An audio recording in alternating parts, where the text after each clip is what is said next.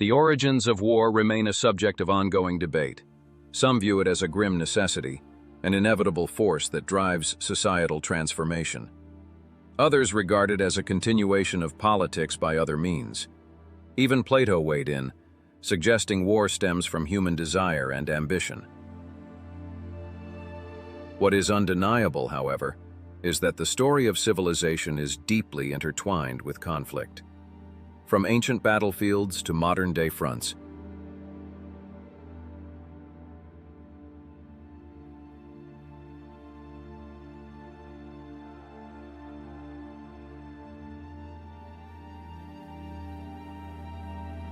warfare has marked every era of human history. By the dawn of the 20th century, war was hardly a new concept, yet no one could have foreseen the unprecedented destruction unleashed by the two global conflicts that would follow.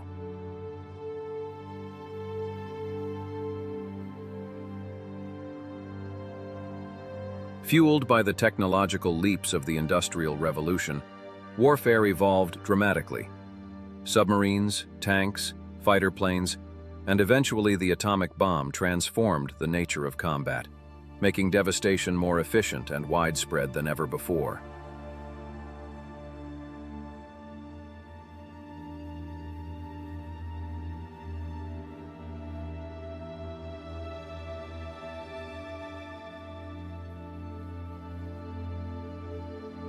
Between 1914 and 1918, the First World War claimed more than 40 million lives. Just 2 decades later, the world was thrust once again into chaos as the Second World War erupted, a conflict born from the unresolved tensions and deep scars left behind by the First. This new war, spanning from 1939 to 1945, would become the deadliest in human history, costing the lives of over 50 million people, 2/3 of whom were civilians. In response to rising threats, nations including Britain, France, the Commonwealth, and later the United States formed what would become known as the Allied Powers. They stood in opposition to the Axis alliance of Nazi Germany, Fascist Italy, and Imperial Japan. At the outset, the Soviet Union, led by Joseph Stalin, had signed a non-aggression pact with Hitler. But after Germany violated the agreement, the USSR joined the Allied cause, dramatically reshaping the conflict.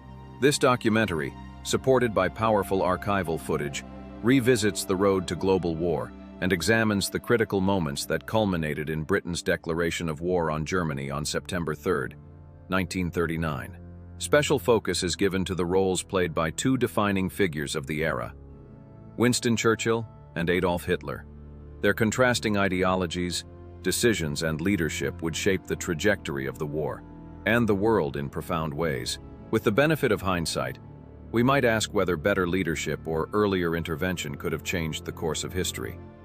Yet to truly understand the conditions that allowed the Second World War to unfold, we must revisit the aftermath of the First World War and the fragile world it left behind.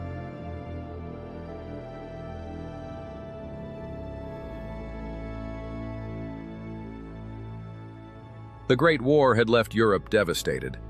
Economically drained and politically fractured, the continent faced a period of deep uncertainty.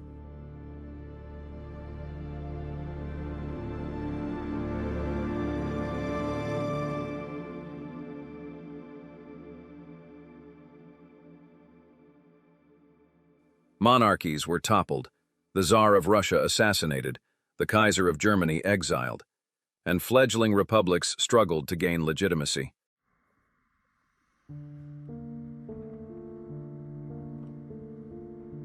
Italy fell under the rule of Benito Mussolini's fascist regime. In Russia, the 1917 revolution gave rise to the world's first communist state. And in Germany, the Weimar Republic, a weak democratic government, was left to deal with the economic collapse, civil unrest, and the humiliation of defeat.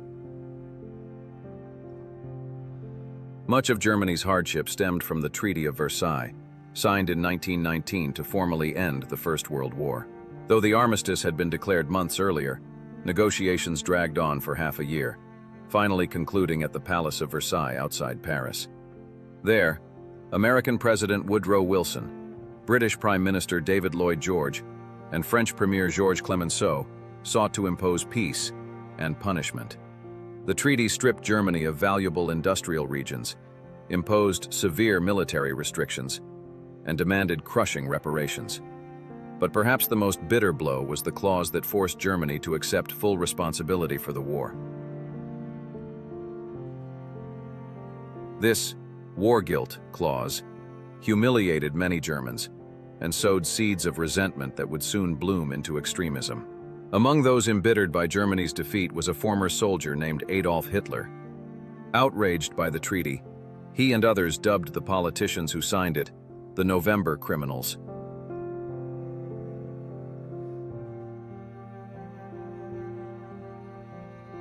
In the years that followed, as Germany struggled through hyperinflation, unemployment, and social unrest, Hitler rose as a beacon of radical nationalism.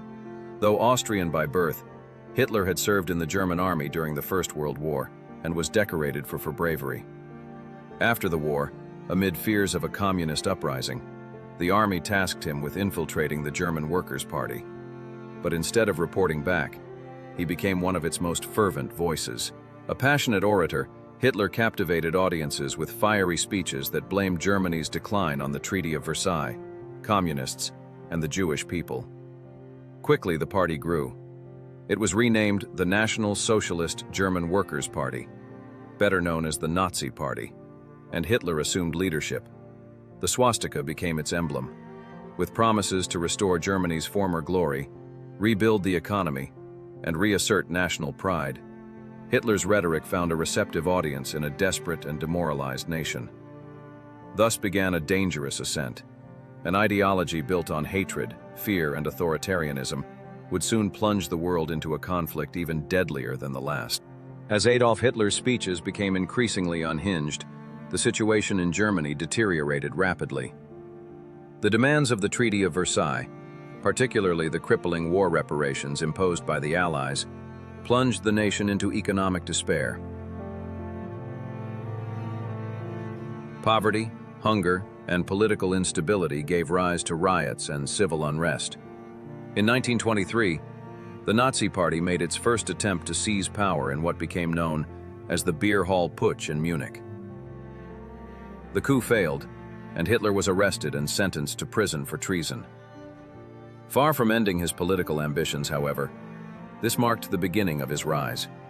His defiant speeches during the trial were widely reported in the press, bringing national attention to the Nazi Party's radical ideology. During his imprisonment, Hitler wrote Mein Kampf, My Struggle, outlining his extremist vision for Germany's future. In it, he placed blame for Germany's decline squarely on the Jewish people, accusing them of orchestrating global conspiracies through control of the media and financial systems. He glorified the so-called Aryan race and proposed the concept of Lebensraum, living space, to be acquired through conquest and colonization, particularly in Eastern Europe. Hitler openly advocated for the subjugation or extermination of races he deemed inferior, and made it clear that France would be a primary military target as revenge for Germany's defeat in World War I. When Mein Kampf was published in 1925, it attracted limited attention. Nonetheless, it served as a chilling preview of Hitler's ambitions, one the world largely ignored. For a time, Germany's economy stabilized, and the public turned away from talk of war, eager instead to enjoy the relative calm. But that calm was shattered by the Wall Street crash of 1929, which triggered the Great Depression. Germany was hit especially hard. Banks collapsed, inflation skyrocketed, unemployment soared, and social services disintegrated. Amid the chaos, the Nazis gained traction, exploiting the crisis and rallying the disillusioned. Hitler's promises to restore national pride, rebuild the economy, and punish those blamed for Germany's suffering resonated widely. On January 30, 1933, Hitler was appointed Chancellor of Germany. His paramilitary supporters, the SA, brown shirts, and the SS, celebrated triumphantly through the streets of Berlin.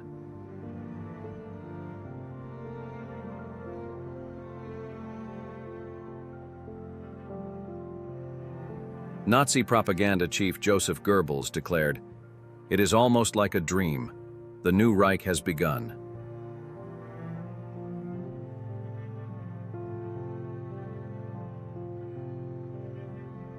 (1933) marked the death of democracy in Germany.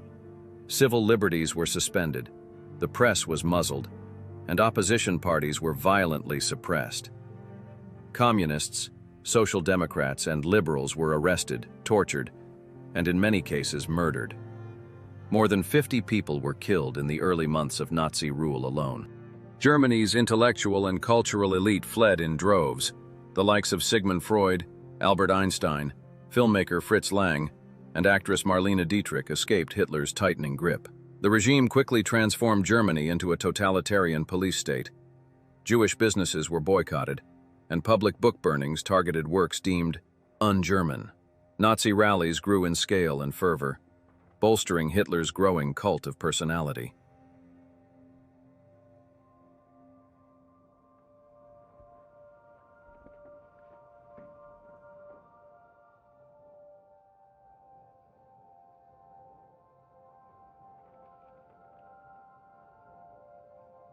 When President Paul von Hindenburg died on August 2, 1934, Hitler consolidated power, merging the roles of Chancellor and President. Declaring himself Führer, he now held absolute control of the German state. In 1935, Hitler took the first bold step in defiance of the Versailles Treaty by rearming Germany. He began rebuilding the military, reintroducing conscription, and expanding the armed forces. Actions that were technically illegal under international law, but largely ignored by other nations. Meanwhile, Italian dictator Benito Mussolini invaded Abyssinia, modern-day Ethiopia, in October 1935, seeking colonial expansion and a boost in domestic prestige. Though Britain and others publicly condemned the invasion, they failed to intervene, an inaction that likely emboldened Hitler. In March 1936, Hitler ordered German troops to reoccupy the Rhineland, a region that had been demilitarized after World War I. France and Britain, though obligated to respond, chose not to act. Hitler later admitted, "If the French had marched into the Rhineland, we would have had to withdraw. Our military resources were wholly inadequate." He even confessed that he had been prepared to take his own life had the Western powers retaliated. Instead, the moment passed.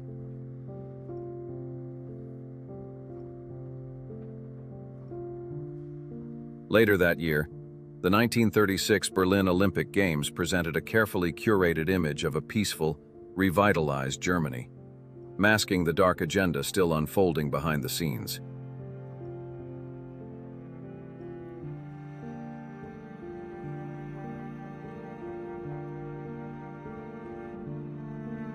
With the outbreak of civil war in Spain, Hitler and Mussolini supported the fascist forces of General Francisco Franco. Meanwhile, Hitler strengthened international ties with Imperial Japan, signing the Anti-Comintern Pact in November 1936, forming the foundation of what would later become the Axis powers. Japan, also reeling from the effects of the Depression, escalated its aggression in East Asia. Tensions with China reached a boiling point in 1937 at the Marco Polo Bridge incident, launching a full-scale war. Though China had a massive population, it lacked modern military capabilities, giving Japan the upper hand in the conflict.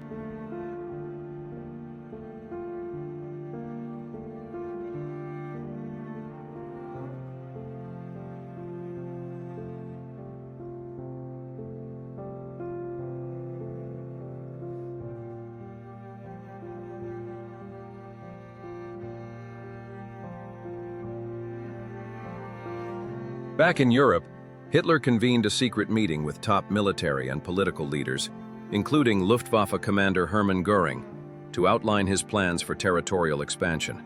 He identified Austria and Czechoslovakia as the next targets, and expressed confidence that France and Britain would not intervene. Army chiefs Werner von Blomberg and Werner von Fritsch were appalled by Hitler's open plans for war, but dared not oppose him directly. Soon after, both were forced from their positions under manufactured scandals. In March 1938, Hitler made his move on Austria. After months of intense propaganda and political pressure, German troops marched in unopposed. The Austrian chancellor was forced to step down after hours of coercion, and the country was annexed into the German Reich, an event that took place without a single shot being fired.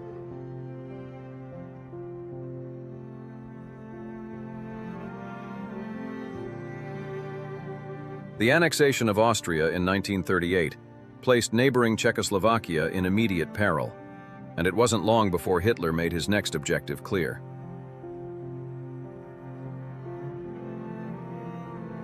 At a Nazi rally in Berlin, before a cheering crowd of 20,000, he openly threatened war with Czechoslovakia. The world watched in alarm, and many who had helped shape the Treaty of Versailles now realized that intervention was becoming unavoidable.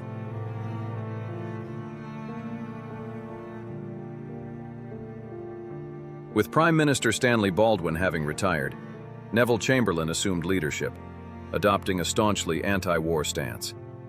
As fears of conflict grew and preparations for air raids began, gas masks distributed, sandbags filled, Chamberlain traveled to Germany to seek a peaceful solution. On September 28, 1938, Chamberlain joined French Premier Édouard Daladier, Mussolini, and Hitler in Munich to discuss Czechoslovakia's fate. Haunted by memories of World War I, many British leaders were determined to avoid another catastrophic war. Under immense pressure, Chamberlain and Daladier agreed to cede the Sudetenland, a strategically important region of Czechoslovakia, to Germany, trusting Hitler's assurance that this would be his final territorial demand in Europe. Chamberlain returned to Britain to widespread acclaim, famously waving Hitler's signed pledge of peace. But not everyone was convinced. Winston Churchill, a longtime critic of appeasement, condemned the agreement. He warned that Britain and France had to choose between war and dishonor. They chose dishonor. They will have war. In hindsight, Churchill's warning proved disturbingly accurate. Just months later, on March 15, 1939, Hitler violated his Munich promise. Without warning, German forces invaded the remainder of Czechoslovakia, absorbing its resources and military strength into the Third Reich. It became clear that appeasement had only emboldened the Nazi regime. The Allies had missed their opportunity to stand firm, and now faced a more powerful enemy.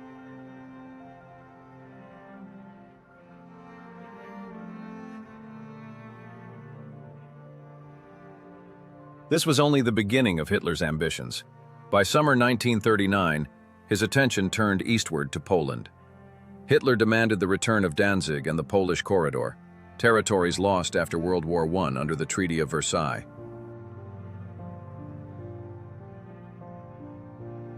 On September 1, 1939, German troops invaded Poland from the west. This time, however, the Allies had no choice but to respond.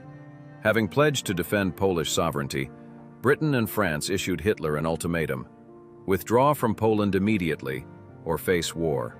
The deadline expired at 11 a.m. on Sunday, September 3, 1939.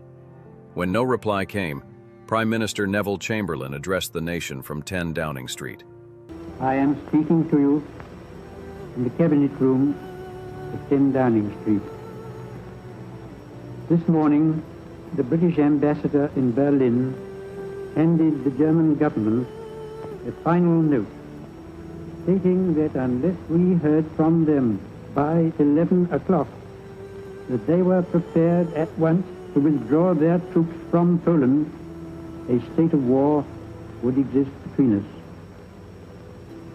I have to tell you now that no such undertaking has been received, and that consequently this country is at war with Germany.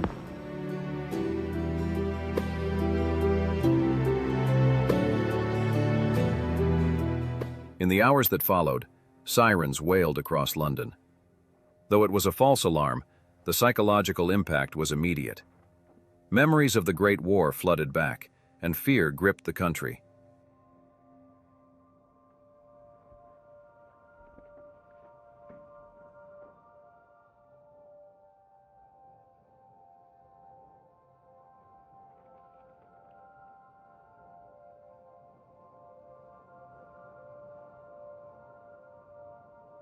That same day, in a massive evacuation effort, over 1.5 million civilians, children, expectant mothers, and the elderly, were transported from cities to the countryside for their safety. Children were tagged with labels bearing their names, addresses, and school numbers.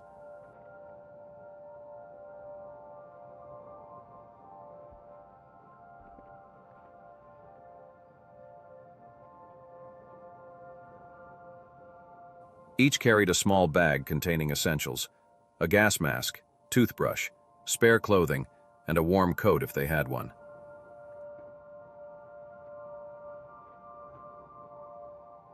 While the process was well organized, it was deeply emotional.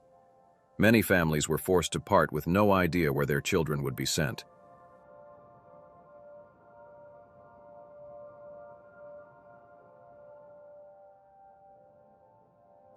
But the first casualties of the war didn't come on land.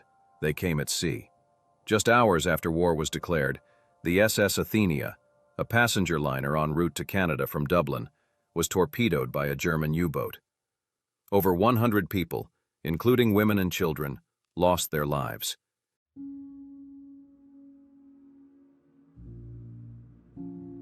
Any hope of a last-minute peace settlement with Hitler was dashed. However, the day also brought a glimmer of hope for the British public.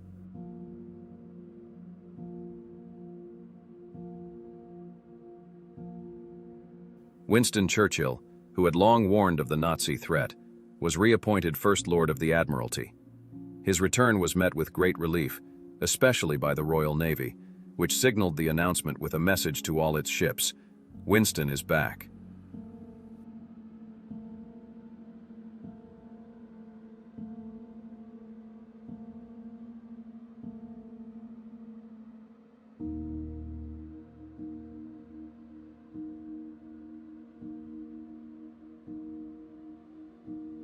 Churchill, born at Blenheim Palace to Lord Randolph Churchill and American socialite Jenny Jerome, had endured a challenging childhood and a turbulent early career.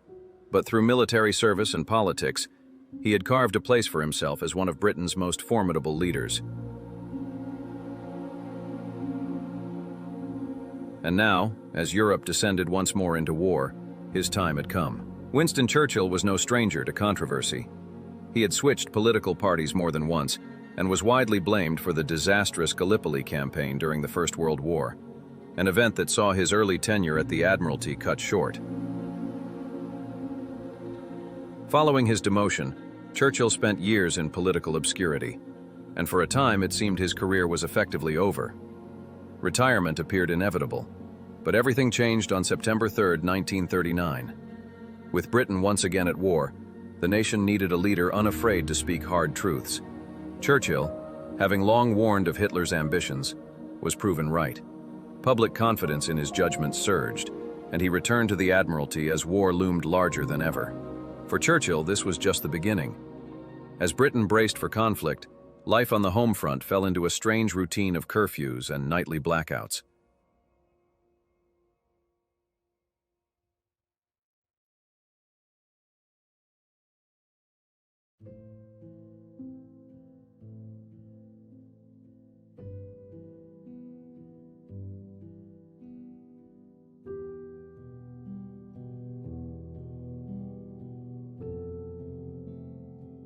But despite the dramatic precautions, very little seemed to be happening. The early days of the war felt uneventful. Casualties came mostly from accidents in the darkened streets, not from enemy action. Some evacuees were even sent back home, due to the apparent lack of danger. RAF aircraft flew over German territory, but instead of bombs, they dropped propaganda leaflets aimed at warning civilians about the Nazi regime. This psychological tactic, meant to unsettle the enemy and signal their vulnerability to air raids, was quickly dismissed by many as ineffective, derided as a confetti war against a brutal and determined adversary. This uneventful period came to be known as the phony war.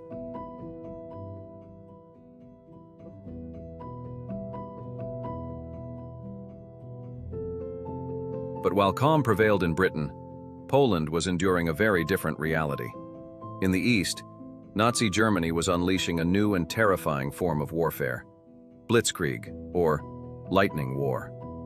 Tanks, armored vehicles, and troops swept across the Polish countryside with relentless speed.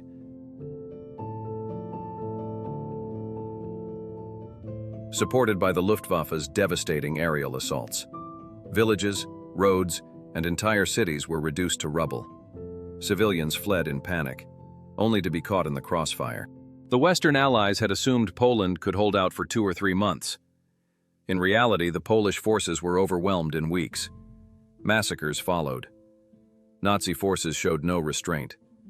Operation Tannenberg alone resulted in the execution of 20,000 Polish citizens, with over 700 documented mass shooting sites. These atrocities would mark only the beginning of the horrors to come during the Second World War. Despite their isolation, Polish soldiers and civilians fought bravely to defend their capital, Warsaw. Meanwhile, the British Expeditionary Force had been deployed to France, where 500,000 Allied troops took up positions along the heavily fortified Maginot Line, waiting for the order to strike. But that order never came. British and French commanders hesitated, convinced they were not ready for a full-scale offensive.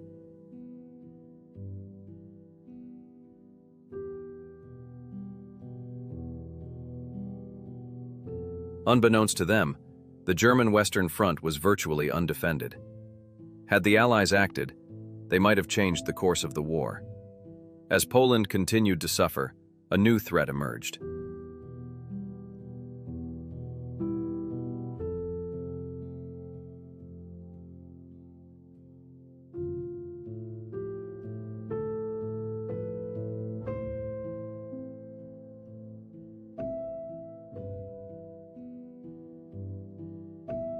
On September 17, 1939, the Soviet Red Army invaded from the east, as agreed with Hitler in their secret pact.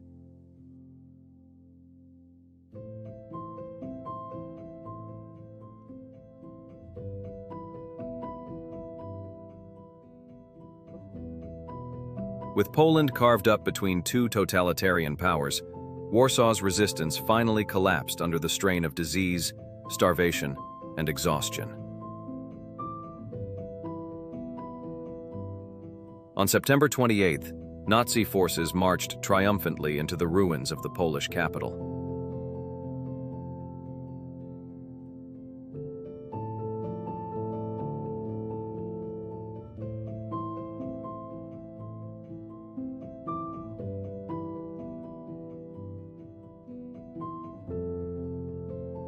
In London, Prime Minister Neville Chamberlain addressed Parliament, but many within his cabinet found his words uncertain and lacking direction. In contrast, Churchill's firm and resolute tone resonated with the nation. Even Hitler had begun to see Churchill, not Chamberlain, as Britain's true leader, appealing directly to him in a last-ditch attempt to secure peace. But it was too late. The mask had slipped. Hitler's imperial ambitions were undeniable. With the fall of Poland, Britain and France turned inward, now focused on preparing for the battles ahead. A National Service Act was passed, requiring all men aged 18 to 40 to register for military duty. Many also volunteered. Across the Commonwealth, nations rallied. Canadian troops and supplies began to arrive. India, Australia, New Zealand, Cyprus, and others began training soldiers and airmen to join the Allied cause. Despite this global mobilization, most European countries remained neutral, unwilling to jeopardize their fragile economies or disrupt trade with Germany.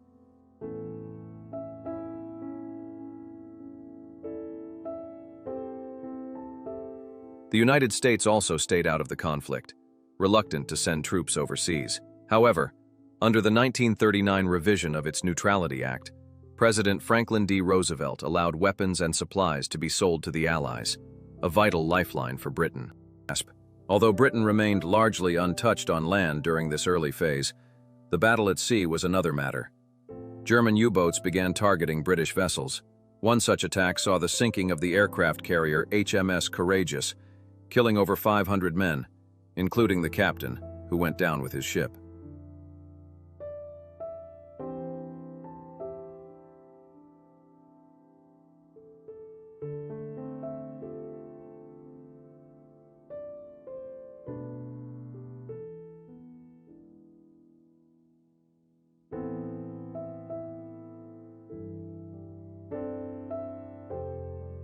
Yet under Churchill's direction, the Royal Navy struck back with determination, proving itself a formidable force even during the so-called phony war. But Hitler wasn't the only expansionist.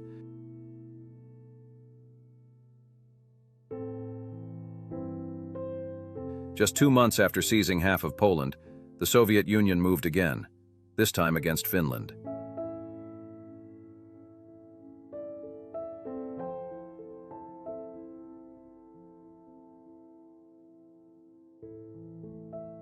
Though Stalin had signed a non-aggression pact with Germany, he remained paranoid that other powers, perhaps even the British or French, could use Finland as a staging ground for an attack on Leningrad. After Finland refused to move its border 25 kilometers back, as demanded by the Soviets, Stalin launched an invasion on November 30th, 1939. On paper, it seemed a one-sided fight. The Red Army outnumbered the Finns 4-1 in troops, 200-1 in tanks, and 30-1 in aircraft. But the Soviet Union was unprepared for the brutal Finnish winter.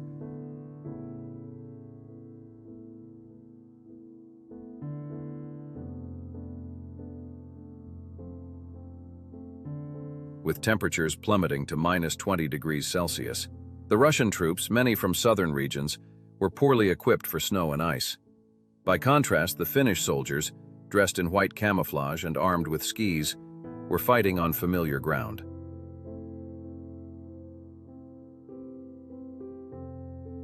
Despite limited resources, they outmaneuvered the Soviet invaders, ambushing them in the forests and seizing their supplies. The Winter War had begun, and what Stalin had expected to be a swift conquest became a long and costly battle. The Finnish snipers, expertly camouflaged in white and fighting on home terrain, had a clear advantage against Soviet troops clad in dark uniforms that stood out against the snow. Among these skilled marksmen was a humble farmer, Simo Häyhä, who would go on to claim 542 confirmed kills, making him the deadliest sniper in recorded military history. The world watched in awe as the Finnish army, gliding silently through snow-covered forests, mounted a fierce and unlikely resistance against the Soviet onslaught.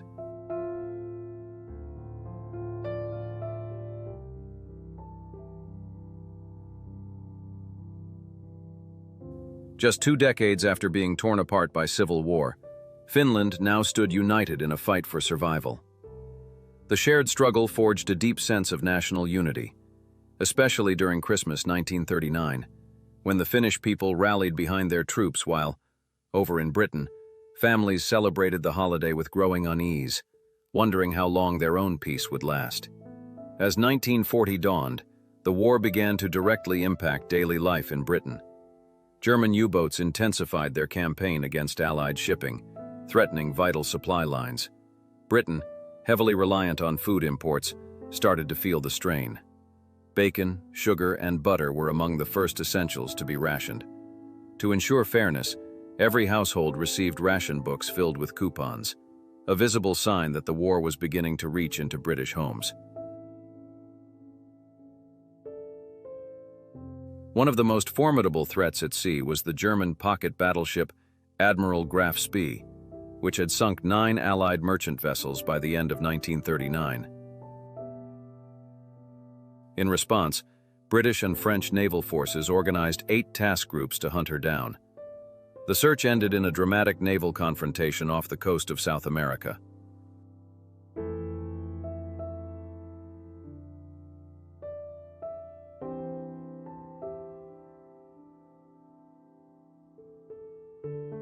Though the Graf Spee was ultimately scuttled by her captain to avoid capture, 300 British prisoners who had been taken from various sunken ships remained unaccounted for. Those men had been transferred to the German supply ship Altmark, which sought refuge in a Norwegian fjord. Acting swiftly, Churchill, back in his role at the Admiralty, ordered HMS Cossack to intercept. The Cossack pursued Altmark into neutral waters, stormed the ship, and rescued the prisoners in a daring hand-to-hand battle.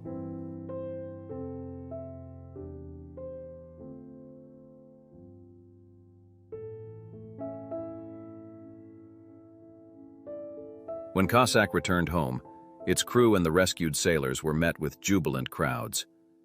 Churchill publicly praised the operation, further bolstering his reputation as a decisive and fearless leader, especially in contrast to the increasingly unpopular Chamberlain government.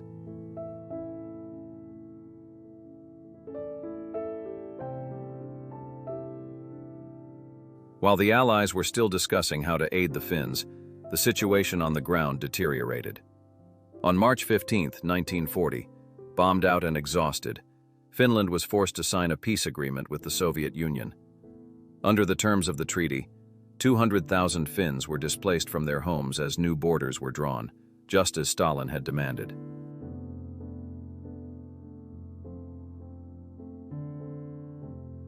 The Allies' failure to provide timely support sparked widespread frustration in both France and Britain. Public opinion turned sharply against their leadership. Just 5 days after the Moscow Peace Treaty, France replaced its prime minister. In Britain, Chamberlain's critics grew louder and more numerous. The fall of Finland not only emboldened Germany and the USSR, but also raised alarm among Scandinavian nations, who now questioned whether neutrality would keep them safe.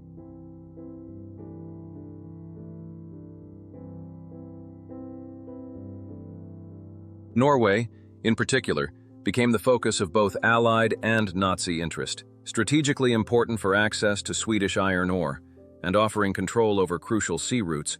The country became a prize too valuable to ignore.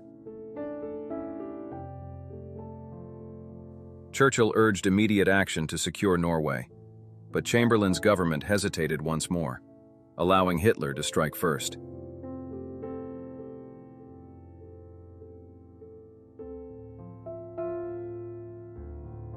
On April 9, 1940, Germany launched a surprise assault on Denmark and Norway. Denmark, overwhelmed within hours, surrendered with minimal resistance. Norway, however, fought back, but the Germans had once again outpaced expectations, seizing ports and key coastal towns, including Narvik, before the Allies could mount a proper defense. In London, Churchill's predictions had again come true. Cabinet ministers were shocked at how quickly the Nazis had moved. Allied indecision had cost them dearly. Germany now had a direct line across Scandinavia.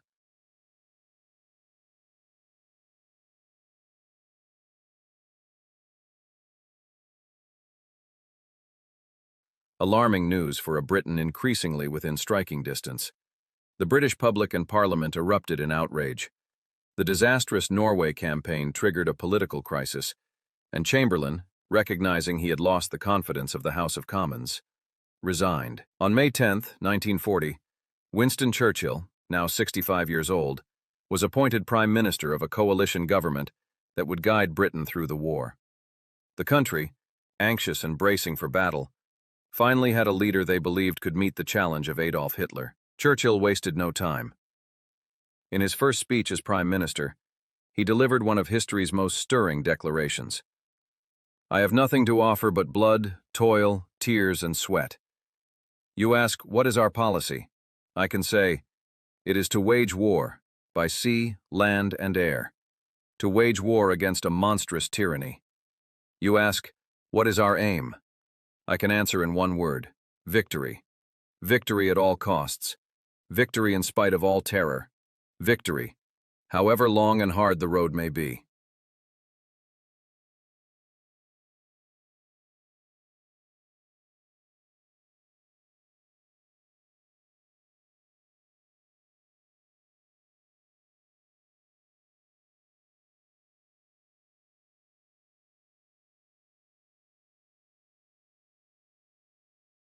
Even as Churchill spoke, Nazi forces were already tearing across Western Europe. Germany launched a simultaneous attack on the Low Countries, Holland, Belgium, and Luxembourg. Cities crumbled under the Luftwaffe's bombs, civilians fled in terror, and German forces quickly surged toward France. Though the French army was numerically larger, Hitler's strategy relied on speed, surprise, and the now well-honed tactics of blitzkrieg. This time, however, the Allies responded faster. British and French troops advanced into Belgium to support the local army, hoping to build a solid defensive line from the Channel to Switzerland. But German forces avoided the main defenses, striking through the Ardennes, a forested region considered impassable by tanks. By May 12th, they had breached French territory, and by the next day, a 50-mile gap had opened between the two halves of the French army. The Luftwaffe dominated the skies, leaving the French Air Force in ruins and inflicting serious losses on the RAF. The situation unraveled rapidly. On May 16th, French Commander-in-Chief General Gamelin admitted to the Allied Council of War that he had no reserves left. The line had been broken. Germany's troops reached the Channel by May 20th, cutting off Allied forces in northern France, including the entire British Expeditionary Force, BEF. Surrounded, exhausted, and under constant attack, the BEF fell back to the French coastal town of Dunkirk. It seemed inevitable that they would be annihilated or captured.